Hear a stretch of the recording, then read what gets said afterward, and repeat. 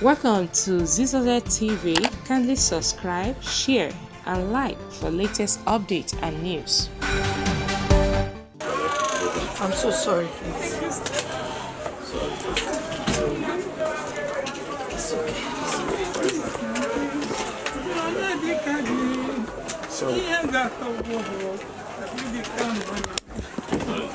Say, but I one lawyer come meet me. Say, since I don't answer guilty, I should answer the guilty. They just give me the sentence, the month I will.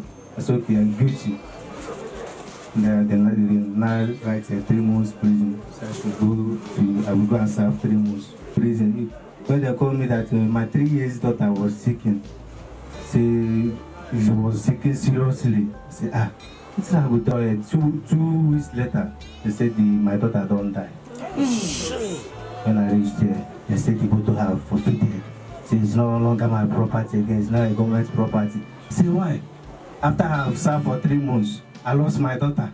I was crying there, they pushed me out from the gate. That the purpose upon which a government is in power is to see to our welfare.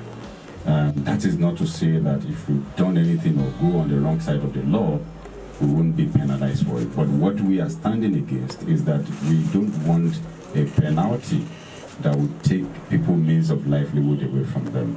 If they've taken that away from you, how do they expect you to survive? How do they expect you to feed your family? If you're serving your jail time and your car probably was released to somebody to work for you, I'm sure your daughter will still be alive. I apologize, I'm so sorry for that.